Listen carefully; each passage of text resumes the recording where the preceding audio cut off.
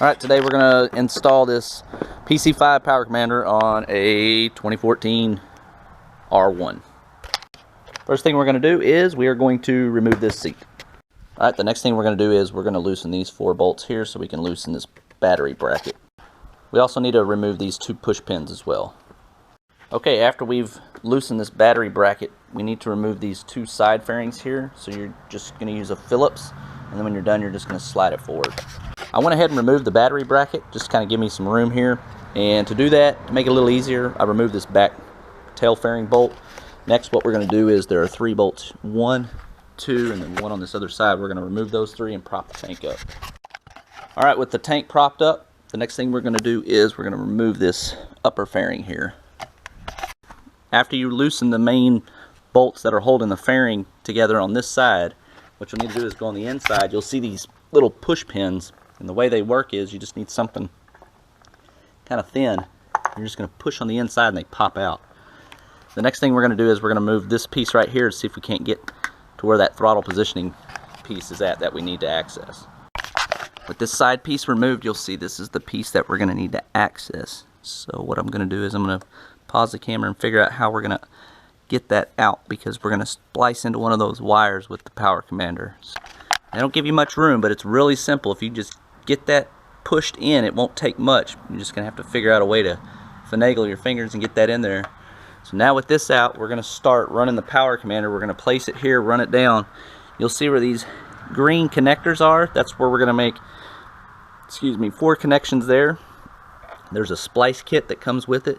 The hardest part is going to be just doing all this first, so now let's start connecting it up. Here's how it's laid out. Got it grounded here. Going to run it down beside the tank. You'll see here there's 4 connectors. When we unplug those 2 green ones, they'll make 4, and this is the wire that we're going to splice into the white wire right here. So the way this is going to work, you'll see that this little plastic nut is slotted, so we're going to take it and we're going to slide it up underneath the white wire. Okay, so you see how that's slotted.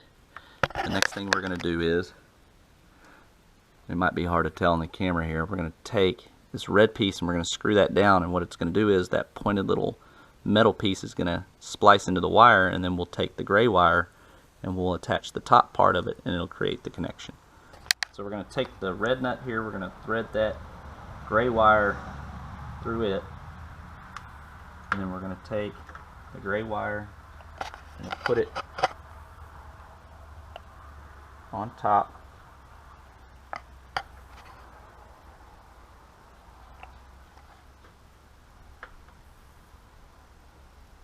And simply take your red nut.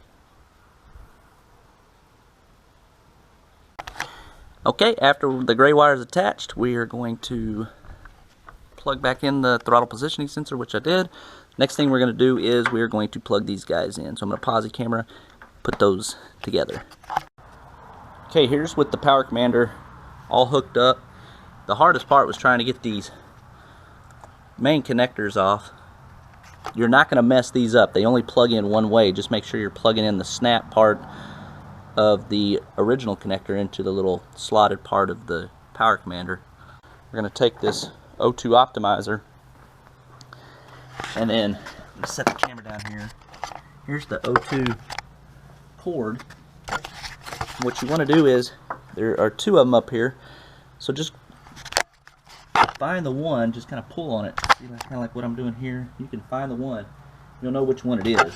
Not to mention, the 2 connectors that are here are totally 2 different sizes, and these, are only going to fit on one side. So I used the Velcro here that was supplied with the kit to attach the O2 optimizer box to the back of the air box here, and then tuck my wires back up underneath, and we're just simply going to close the tank here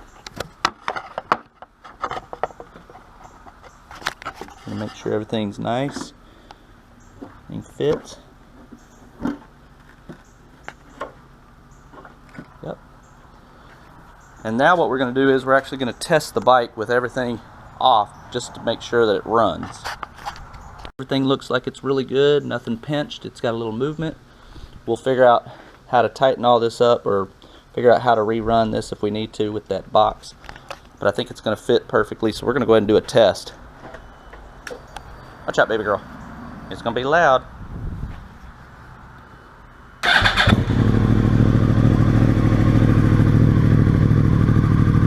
See, it has power.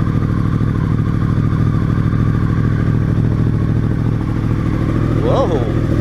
What is that? Our little pit bull had surgery. She's a rescue. What is that, baby?